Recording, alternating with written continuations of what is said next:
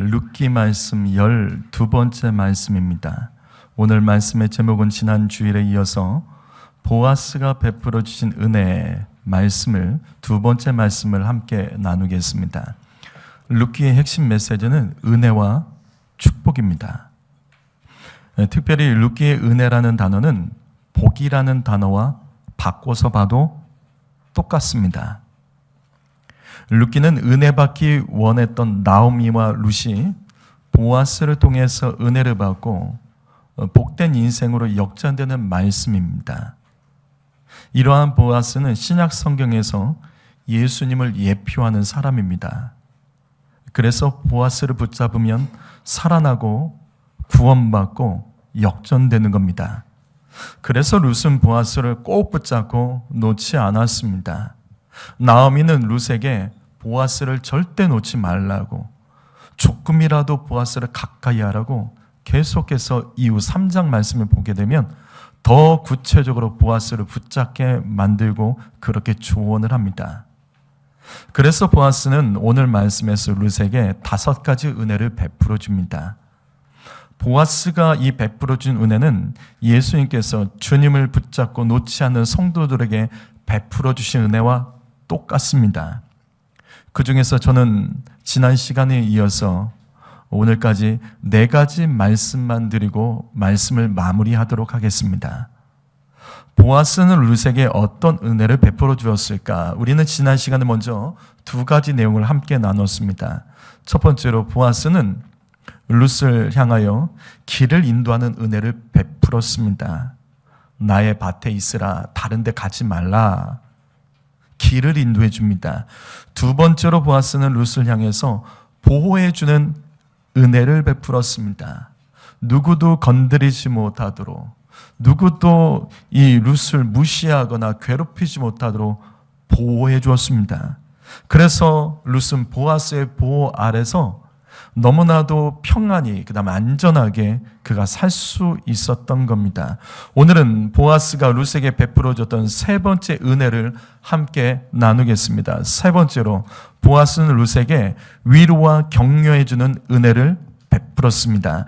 우리 여기 11절 말씀, 자, 눈 뜨시고요, 졸지 마시고, 자, 11절 말씀이 있습니다. 시작.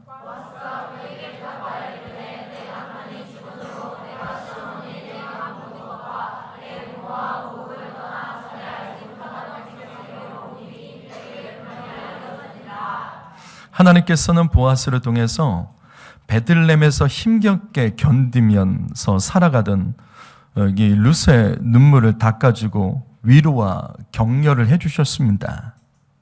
성도 여러분, 모압 여인 룻은 남편도 없습니다. 낯선 땅 이 베들레헴에 와서 이방인에 대해서 매우 배타적인 이 베들레헴, 이스라엘 땅에 와서 얼마나 고생하고 눈치 봤을까요? 남들은 심어놓은 것이 있어서 추수하는 이 베들레헴에 심은 것도 없고 가진 것도 없고 얼마나 서럽게 눈물이 나왔을까요? 남들은 그래서 추수하지만 이 룻은 남들이 추수하는 것에서 떨어진 곡식의 나달을 주워 먹으며 살고 있습니다.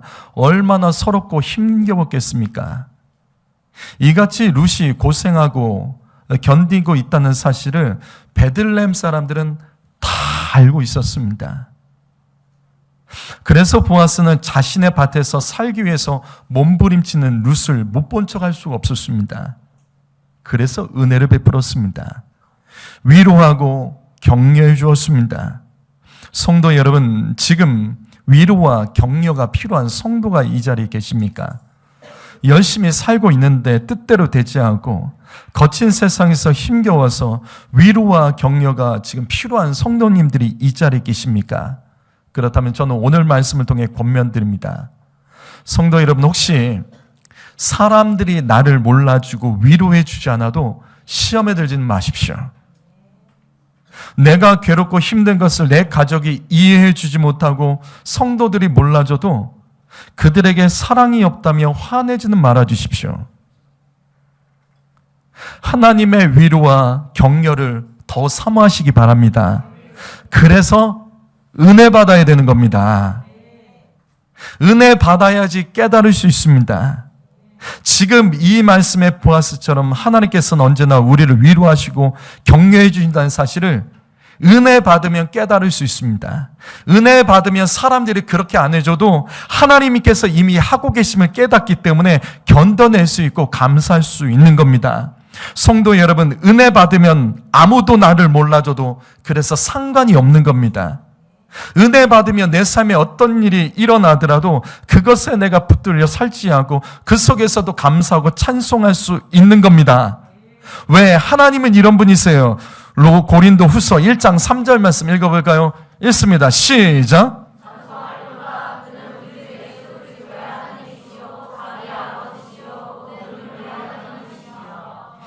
바로 이거예요. 하나님은 자비의 아버지시요 모든 위로의 하나님이십니다. 이것은 은혜 받아야 깨달을 수 있는 겁니다. 은혜 받으면 이걸 깨달을 수 있다고요. 그래서 찬송할 수가 있는 겁니다. 자비가 필요한 사람, 위로가 필요한 사람도 은혜 받으면 하나님이 이런 분이라는 것을 알기 때문에 찬송할 수 있는 거예요. 그래서 위로와 격려가 필요한 인생도 은혜 받기만 하면 감사, 찬송할 수 있는 인생이 되는 겁니다. 여러분, 다시 반복합니다. 어려운 일을 만나도 낙심될 때 사람들에게 위로를 받지 못해도 시험에 들거나 혈기 부리지 마세요. 사람의 위로와 격려는 동감해 주는 게 답니다. 아, 힘들었구나. 힘내. 이게 다요. 근데 하나님의 위로는 동감의 차원이 아니라 문제를 극복하고 해결해 주는 능력까지 있습니다. 하나님의 위로와 격려를 받는 게 진짜 능력이고 힘입니다. 시편 146편 3절 말씀, 방백들, 히브리어로 권세자들입니다. 너 사람 의지하지 말라. 힘 있는 사람들 의지하지 말라. 도울 힘이 없다. 세상의 방백들, 권세 있고 힘 있고 잘 나가는 사람들 의지하지 말래요. 왜? 도울 힘이 없다는 겁니다. 맞습니다. 사람은 도울 힘이 없습니다. 이것을 놓치지 마십시오. 성도 여러분, 사람은 믿음의 대상도 아니고요, 도움의 대상도 아닙니다. 어떻게 사람을 믿냐고요? 어떻게 사람의 도움을 인생의 구원의 도움으로 믿고 살아갑니까? 오직 하나님만이 우리의 믿음의 대상이시고 도움이십니다. 때로는 사람이 나를 도울 때가 있죠. 그러나 아니라고요. 하나님만이 완전히 도울 수 있습니다. 사람은 어느 정도는 좀 도울 수 있어도 완전한 도움은 오직 하나님께만 있습니다. 시편 121편 1절과 2절 말씀 우리 고백하며 읽어봅니다. 큰 소리를 읽어봅니다. 시작.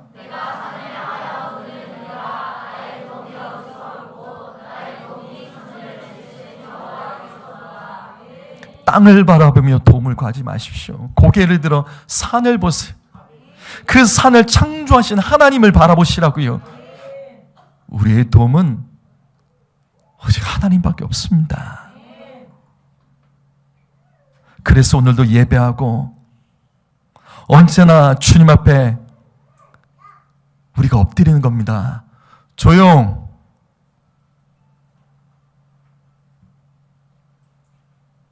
조용해.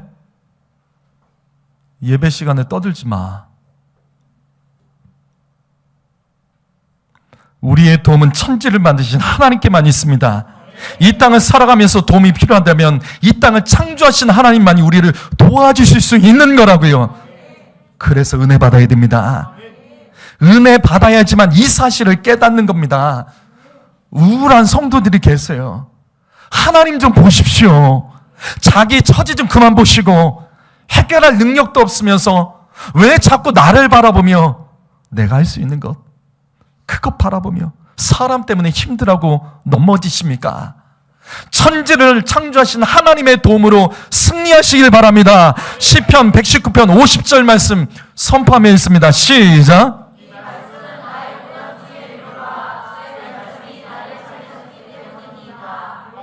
바로 이겁니다. 고난 중에 위로받으려면 말씀 들으세요. 말씀 듣고 은혜 받으십시오. 그게 위로입니다. 하나님의 말씀이 고난 중에 진정한 위로라는 사실을 믿어야 됩니다. 그래서 고난이 있을 때 힘들어도 예배해야 되는 겁니다. 힘들어도 주님 앞에 나오고 예배당 나오고 말씀 듣고 예배해야 되는 겁니다. 고난 중에 다시 살아나길 원한다면 하나님의 말씀 있는 예배당에 나와서 예배하며 은혜 받아야 됩니다. 은혜 받아야 살아나고, 은혜 받아야지 구원받고, 은혜 받아야지 회복되고 역전되는 줄 믿습니다. 누가복음 6장 24절 말씀. 그러나 화 있을진저 너희 부유한 자들이여, 너희는 너의 위로를 이미 받았도다. 여러분, 이게 무슨 말이죠? 이게 무슨 뜻이죠? 이 말씀의 의미가 뭐죠? 왜 이 사람들에게 화가 있는 거죠? 잘 들으십시오. 땅에서 돈으로 위로받기 원하는 성도가 있습니까? 입술과 생각에 돈 타령으로 가득하고 돈 걱정이 가득한 성도가 있습니까? 말씀에 울고 웃는 성도가 아닌 돈 때문에 울고 있는 성도가 있습니까? 다른 것은 좀 견뎌내도 돈에 대한 시험에는 쉽게 무너지고 돈에 대한 말씀 앞에도 유독 마음이 막히는 성도가 있습니까? 그래서 내 자녀들이 나 커서 돈 많이 벌 거라고 돈 타령하는 자녀들이 내 가정에 있진 않습니까? 그렇다면 예수님의 이 말씀 놓치지 마십시오.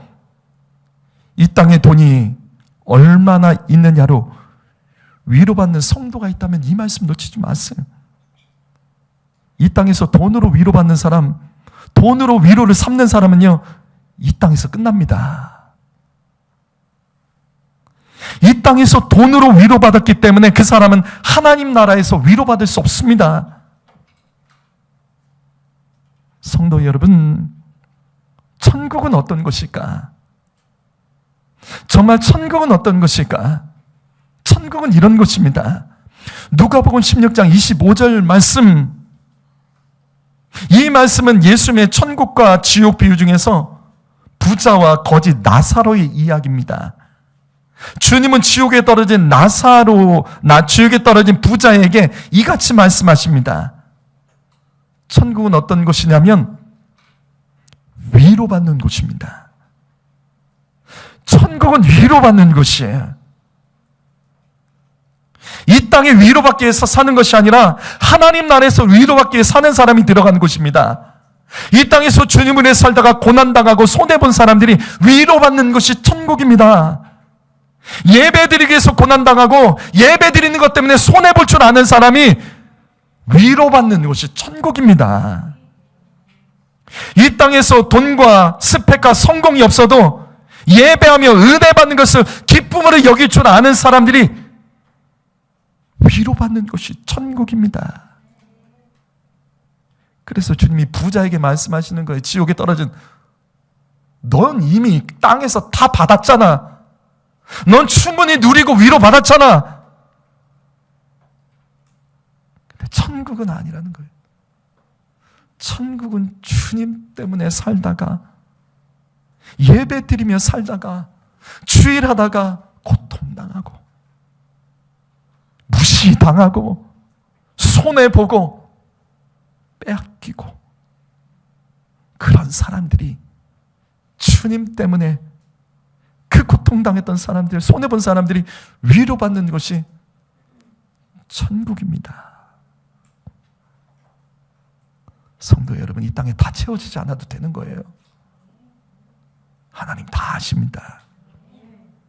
이 땅에 돈을 위로로 삼고 조금 있으면 마음이 든든해지고 조금 있으면 뭔가 되는 것 같고, 아니라고요.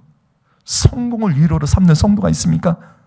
남들보다 높아지고 잘 나가기 위해서 노력하며 그것을 위로로 삼으며 만족하는 성도가 있습니까? 안 된다고요.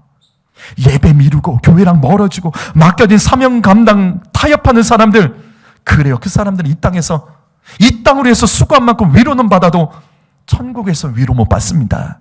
다시 말해서 천국을 못 들어갑니다. 이것이 예수님 말씀이에요.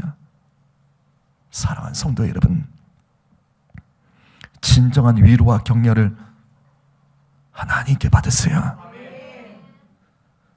죽었을 때 자신 있으십니까? 죽었을 때 자신 있으세요? 교회에서 계속해서 이렇게 말하고 있는데도, 목사가 성경 말씀을 가지고 이렇게도 말하는데도 천국과 지옥이 있을까? 아직도 믿겨지지 않아서 이 땅의 모든 것을 올인하며 살아가는 성도가 있다면 정말 다시 지금 이 시간 질문하세요. 죽었을 때 자신이 있냐고요? 정말 천국과 지옥이 있다면 죽었을 때 정말 자신 있으십니까? 이 땅에 내 가족이, 성도들이 나를 위로해 주지 않아도 낙심하거나 혈기 부리지 마십시오. 돈으로 위로받으려고 하지 마시고 은혜 받아서 하나님께 위로받으십시오. 예배의 은혜, 말씀의 은혜, 기도의 은혜, 사명 감당의 은혜를 받으면 이 땅에 위로가 없어도 하나님의 위로로 충분합니다. 하나님은 반드시 위로해 주시고 갚아주십니다. 의인의 자식들은 거식하지 않습니다. 이 말씀 믿고 나가십시오. 마태복음 5장 4절 말씀 큰 소리를 읽어보시죠. 있습니다. 시작.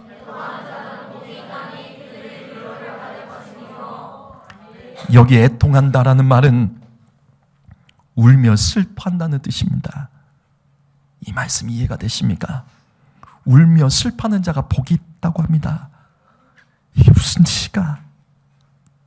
성도 여러분, 눈물 나고 슬플 때 사람 앞에 울지 마십시오. 사람의 위로를 받기 위해서 사람 앞에서 힘들다며 울지 마십시오. 눈물 날 때 집안에 틀어박혀서 방문 꼭 걸어 잠그고 입을 뒤집어 쓰고 울지 마세요. 눈물 나고 힘들 때 어디 잠시 여행 가겠다며, 마음 정리하겠다며 거기 가서 청승스럽게 울지 마십시오. 눈물 나고 슬플 때 그때도 심어야 됩니다. 생명의 씨앗을 심어야 됩니다. 눈물 나고 힘들어도 축복의 씨앗을 심어야 됩니다. 그러려면 눈물 나고 힘들 때 하나님 앞에 우십시오. 주님 앞에서 우는 자가 복이 있는 겁니다. 눈물 나도 예배당에 나서 울며 은혜 받는 사람이 복이 있습니다. 진정한 위로는 하나님과 성전에서 받으세요. 그러면 눈물 나고 슬퍼도 오히려 복을 받게 됩니다. 진짜 위로를 받게 됩니다. 은혜 받는 것이 진정한 위로이며 격려이며 축복입니다. 위로와 격려가 필요할 때 은혜 받으라는 하나님의 음성을 들으셔야 됩니다. 하나님만이 진정한 우리의 위로자이신 줄 믿습니다. 네 번째로, 보아스가 룻에게 베풀었던 그 은혜, 그것은 바로 식탁의 은혜입니다. 룻은 조금이라도 더 많은 이삭을 주기 위해서, 생각해 보세요. 남들이 추수할 때 흘린 거, 그 곡식 알갱이 주워서 얼만큼 주스면 먹을 수 있을까요? 하루 종일 주스면 얼마나 될까요? 그래서 조금이라도 더 주기 위해서 이 룻이 아침 일찍부터 보아스의 밭에 와서 열심히 이삭을 줍는 겁니다. 잠시 쉬었대요. 아침부터 와서 잠시 쉰 것 외에는 없대요. 무슨 말이에요? 성경에는 그녀가 뭘 먹었다는 말씀이 없습니다. 배고파서 힘들어도 그냥 쉰 거예요. 너무 배고팠는데도 아침부터 와서 하루 종일 일하고 밥을 먹었다는 말씀이 없어요. 쉬고 힘드니까 배고파서 쉬었다가 또 일을 하고. 보아스가 이걸 아는 거예요. 그래서 보아스가 그녀에게 이런 은혜를 베풉니다. 14절 말씀, 이리 와서 떡을 먹어라. 보아스가 룻을 자신의 식탁으로 초대합니다. 룻은 보아스의 식탁에 같이 앉아 먹을 자격이 없는 여인입니다. 근데 주인의 식탁에 와서 같이 먹는 겁니다. 바로 이겁니다. 그래서 이게 은혜예요. 성도 여러분, 성실해야지 은혜 받습니다. 성실한 사람이 은혜 받습니다. 은혜 받는 사람의 공통점은요, 성실합니다. 열왕기상 3장 6절 말씀을 보시게 되면 솔로몬이 회상을 해요. 아버지가, 나의 아버지 다윗이 어떤 사람이었는지, 솔로몬이 말하는 다윗의 그 첫 번째, 자신이 기억하는 아버지의 그 가장 첫 번째 모습은 성실했다는 겁니다. 그래서 그가 고백해요. 그래서 내 아버지는 성실해서 큰 은혜를 받았다. 내 아버지는 성실해서 하나님께 큰 은혜를 받았다고 2번이나 반복해서 말하고 있는 겁니다. 하나님의 큰 은혜를 받으려면 성실해야 됩니다. 맞습니다. 은혜 받으려면 성실해야 됩니다. 에베소서 6장 5절 말씀 읽어볼까요? 있습니다. 시작.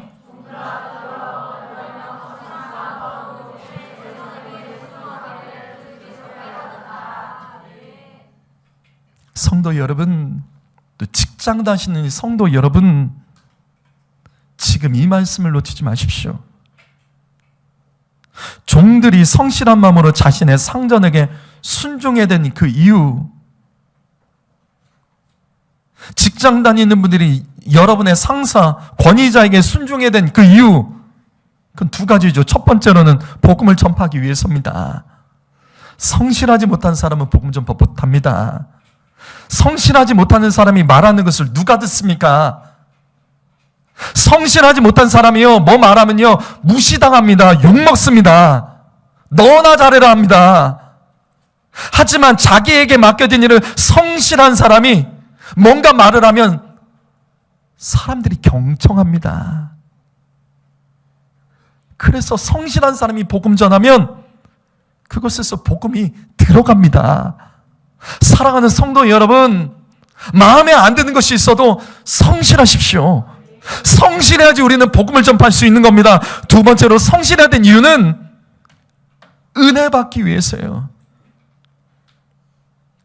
종들이 성실한 마음으로 자신의 상전에게 순종해야 된 이유는 은혜 받기 위해서입니다.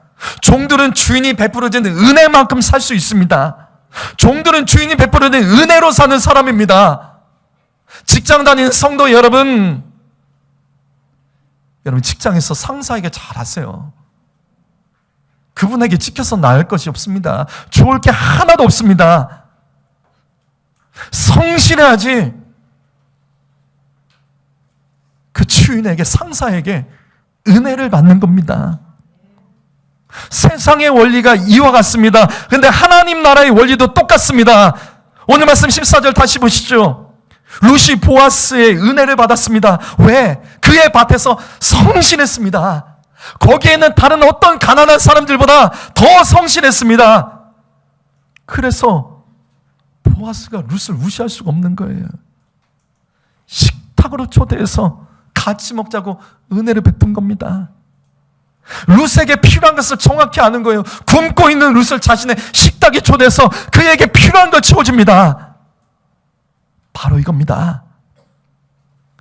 은혜 받은 사람이요, 이게 성경의 원리예요. 은혜 받은 사람은 식탁의 교제에 적극적으로 참여하십시오. 성도 여러분, 은혜 받은 사람은요, 식탁의 교제를 중요하게 여겨야 됩니다. 이런 가족이 뭐죠? 가족을 다른 말로 뭐라고 그러죠? 식구가 무슨 말이에요? 같이 밥 먹는 사람이 식구예요. 식탁의 교제가 그렇게 중요한 겁니다. 우리가 서로 친해지려면 밥을 먹어야 되는 거예요. 같이 먹어야 돼요. 그래서 하나님의 은혜를 보게 되면, 하나님의 은혜를 받은 사람은 다 식탁의 교제를 합니다. 그래서 예수님은 제자들과 함께 언제나 식탁의 교제를 하셨고, 예수님은 복음을 전하시면서 언제나 식탁의 교제를 중요하게 여겼습니다. 예수님과 제자들의 공동체가 얼마나 식탁 교제에 충실했는지 바리새인과 서기관들이 불렀던 별명이 있어요. 예수님의 공동체를 향해서, 예수님과 제자를 향해서 불렀던 별명이 있습니다. 얼마나 식탁의 교제를 중요하게 여겼는지 누가복음 7장 34절 말씀 보시면 사람들이 말합니다. 저 사람들은 먹기를 탐하고 포도주를 즐기는 사람들이다. 모이면 먹는데요. 모이면 먹는데요. 예수 믿는 사람들, 예수 은혜 받는 사람들은 모여서 맨날 먹기만 한대요. 예수님은 복음을 전하고 은혜 받은 사람들을 식탁의 교제로 주님은 초대하셨습니다. 예수님은 은혜 받은 사람들과 언제나 항상 식사하셨습니다. 예수님께서 식탁의 교제를 얼마나 중요하게 여기셨는지 십자가에서 죽으시기 전날 밤에 제자들과 마지막에 한 일이 뭐죠? 예수님께서 십자가에 달리기 바로 전날 밤에 마지막으로 한 일이요, 최후의 만찬입니다. 죽기 전날 밤까지도 제자들을 식탁에 초대해서 함께 먹으며 거기서 교제하셨습니다. 그뿐이 아니죠.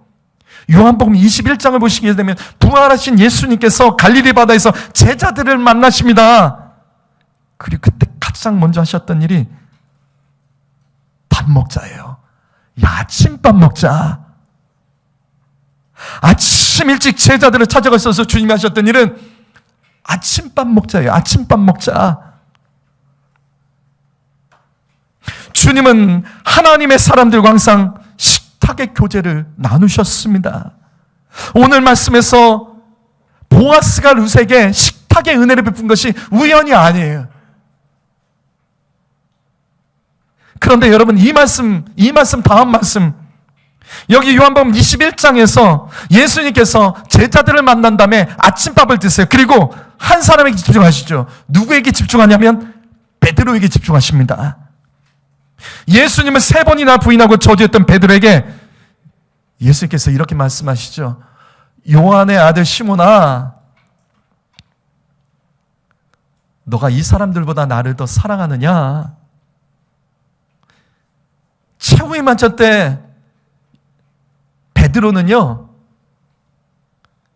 하나님, 이 사람들은 다 주님 버려도 나는 안 버립니다 하다가 3번이나 예수님을 부인하고 저주했죠. 그래서 그 침체에 빠져있는 베드로에게 밥을 먹이시고 식탁에 교제하시고 이 말씀하시는 거예요. 너가 여기 있는 사람들보다 나를 더 사랑하느냐? 그러자 베드로가 더 이상 흥분하지 않아요. 믿음 있는 척, 주님 정말 사랑하는 척하지 않고 이렇게 말합니다. 주님이 아십니다. 그런데 베드로의 이 대답 다음에 예수님께서 반복해서 하셨던 말씀이 뭐죠? 얘도 똑같아요. 내 양을 먹이라고 2번이나 말씀하십니다. 너 앞으로 양을 먹이는 자가 돼야 돼. 먹여라. 주님의 은혜를 받은 하나님의 자녀들은 함께 먹는 것을 강조하고 중요하게 여길 줄 알아야 됩니다. 그뿐이 아니죠. 우리가 잘 아는 말씀, 요한계시록 3장 20절 말씀, 볼지어다 내가 문 밖에 서서 두드리느니 내 음성을 듣고 문을 열면, 그 다음 말씀 뭐죠?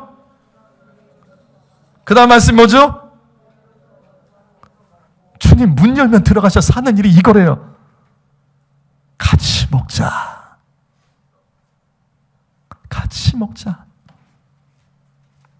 마음 문을 열고 은혜 받은 자들이 함께 해야 될 일이 식탁의 교제입니다. 성도 여러분, 성도들과 자주 식사하십시오. 그래야 친해집니다. 전도의 대상자를 전도하는 최고의 방법이 뭔지 아세요? 잘 먹이는 겁니다.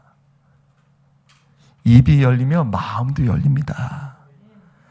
밥값을 많이 지불할수록 사람들은 은혜를 받습니다. 같이 밥을 많이 먹을수록 친해집니다.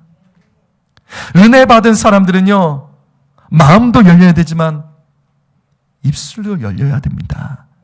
같이 먹어야 친해집니다. 같이 먹는 것을 힘들어하는 성도 있죠. 그거는 안 됩니다. 말씀의 원리와 벗어난 겁니다.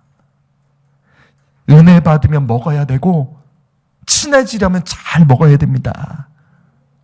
은혜 받은 사람들은 같이 먹어야 되고 밥값을 내는 것을 두려워할 줄 알면 안 됩니다. 우리가 예배를 통해서도 은혜 받지만 사실은요, 함께 먹으면서도 또 다른 은혜가 있습니다. 먹으면서의 은혜도 있다고요. 사도신경의 마지막 결론을 기억하십시오.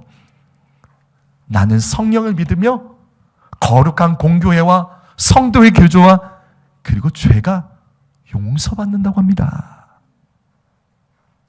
이게 우리가 고백하는 사도신경입니다.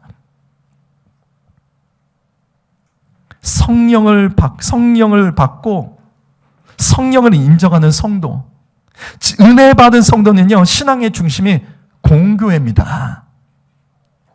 가정이 교회가 아니에요. 내가 교회라고 하면 다 교회가 되는 게 아니에요. 선교기관이 교회가 아닙니다. 직장이 교회에서 왔다고 그게 교회가 아닙니다. 믿는 사람들이 모였으면 거기가 교회가 되는 게 아니에요. 공교회는 그런 게 아니에요. 진짜 교회는 교회 법에 따라서 담임 목회자와 공예배를 중심으로 교회로서의 사명을 감당하는 것이 공교회입니다. 은혜 받은 성도, 그래서 성령을 인정하고 성령 받은 성도들은 공교회에서 성도와 교제해야 됩니다. 이게 우리가 신앙 고백하는 내용이라고요. 성도의 교제가 안 되는 성도는요, 신앙이 지금 뭔가 잘못되고 있는 겁니다. 예배만 드리고 가는, 집에 가는 성도들 계시죠? 바빠요. 다 바쁩니다. 인생은 다 바쁩니다. 그런데도 성도와의 교제가 안 되는 성도들은요, 이게 신앙 고백이라고요. 나중에 신앙이 무너집니다. 이게 그렇게 가는 거예요. 성도 여러분, 은혜 받은 성도 여러분, 식탁의 교제를 무시하면 안 됩니다. 성도와 교제가 이루어지면서 그 안에서도 죄를 용서받는 것, 죄가 용서받는 것과 죄를 용서하는 일들이 그 안에서 같이 일어나는 겁니다. 믿음의 성도들과의 교제를 무시하면 안 됩니다. 내 것만 챙기시면 안 됩니다. 같이 먹어야 되고 먹는 일에 돈도 쓸 줄 알아야 되는 거고 접대만 받지 마십시오. 쓸 줄 알아야 되는 거예요. 그래야지 은혜가 있는 겁니다. 그래야지 그 사람들이 나에게 은혜도 받고 서로 은혜를 끼칠 수 있는 삶이 되는 겁니다. 믿음이 약해진 성도들은요, 대부분 다 똑같아요. 예배만 드린다고 되는 게 아니에요. 예배만 드리고 발려나간 사람들 안 된다고요. 성도의 교제에 힘쓰십시오. 그 안에서 서로 용서되는 일들이 벌어지고 그 안에서 내 마음에 용서하고자 하는 마음들이 일어나고 회복도 일어나게 되는 겁니다. 이게 성경의 원리고 믿음의 원리입니다. 사랑하는 성도 여러분, 은혜 받을수록 더 먹어야 됩니다. 먹기만 하지 마시고 대접하십시오. 은혜 받을수록 먹고 성도의 교제에 힘쓰고 같이 나누고 대접하고 할 때 그 안에서 이 사도신경의 이 역사, 서로 용서하고 용서가 되고 이해가 되고 화목해지는 축복이 일어나는 줄 믿습니다. 불편한 사람과 이 사람 있으십니까? 딴 거 하지 마세요. 같이 드세요. 같이 드세요. 체할 것 같아도 그래도 드셔야 되는 겁니다. 같이 먹으면 용서가 되고 이해가 되고 화목해집니다. 은혜 받은 성도 여러분, 이기적인 신앙생활은 멈춰주십시오. 예수님께서 왜 그렇게 드셨는지, 왜 먹으라고 했는지, 베드로를 향해서 마지막으로 주신 말씀, 더 먹여라. 같이 양들과 먹어라. 이 말씀이 지금 한국교회에 필요한 것이고 우리의 믿음이 잃어버리지 않게 해서 정말 필요한 겁니다. 사랑하는 성도 여러분, 오늘 이 말씀 통해서 우리의 삶의 신앙을 다시 점검하시고 진짜 내가 은혜 받는 삶을 살아가고 있는지 돌아보시고 먹는 거 무시하고 먹는 거 비난했던 성도들이 있다면 회개하세요. 성경은 절대 그렇게 기록되어 있지 않습니다. 기도하겠습니다.